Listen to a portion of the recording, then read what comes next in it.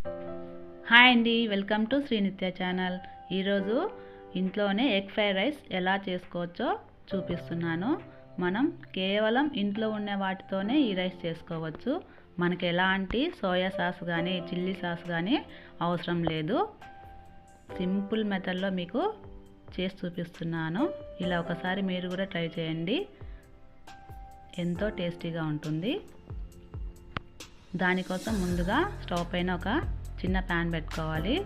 Stove on చేసుకొని ఒక 2 table spoons oil తీసుకోవాలి. ఆయిల్ లైట్గా హీట్ అయిన తర్వాత మనకు రైస్ ఎంతగా తీసుకున్నామో దానికి క్వాంటిటీ సరిపోయే ఎగ్గులు తీసుకోవాలి. నేను ఇప్పుడు ఇక్కడ 5 ఎగ్గులు తీసుకున్నాను.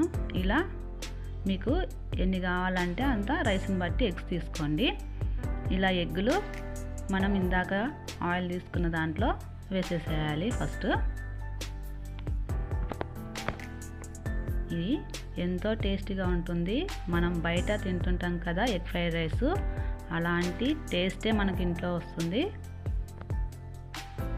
ఇలా ఎగ్స్ ఆయిల్లో వేసిన తర్వాత వీటిని పొడి పొడిగా అయ్యేదాకా కలుపుతూ ఉండాలి.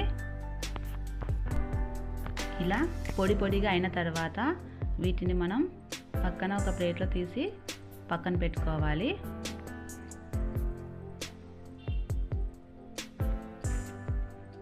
తర్వాత మనం స్టవ్ పైన మరొక కడాయి పెట్టుకొని స్టవ్ ఆన్ చేసుకోవాలి. ఒక 2 టేబుల్ స్పూన్స్ ఆయిల్ తీసుకోవాలి.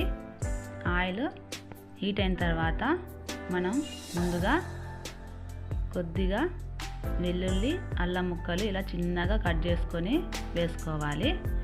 ఈ వెల్లుల్లి ఫ్లేవర్ అల్లం ఫ్లేవరు ఎగ్ ఫ్రైడ్ రైస్కి ఎంతో టేస్ట్ని ఇస్తుంది. ఇవి లైట్గా ఇలా వేగిన తర్వాత మనం చిన్నగా కట్ చేసి పెట్టుకున్న ఆనియన్స్ ఒక 1/2 కప్ అని తీసుకోవాలి. ఇవి కూడా లైట్గా వేగేదాకా మనం ఫ్రై చేయాలి.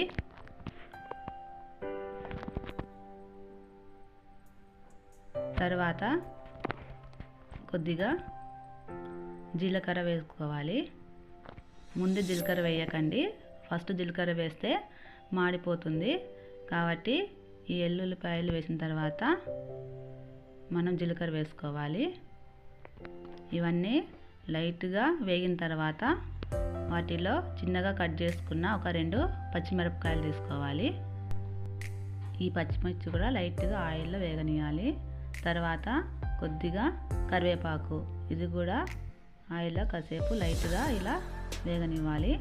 తర్వాత మనం తీసుకున్న రైస్ ఇలా పొడి పొడి రైస్ తీసుకోండి, అప్పుడే మనకు ఎగ్ ఫ్రైడ్ రైస్ ఎంతో బాగా వస్తుంది. ఆ రైస్ కూడా వేసి తర్వాత మనం కొద్దిగా ధనియాల పొడి, కొద్దిగా గరం మసాలా, కొద్దిగా మిరియాల పొడి, 1/2 స్పూన్ సాల్ట్ తీసుకోవాలి. మనకు రుచికి సరిపడా సాల్ట్ తీసుకోండి.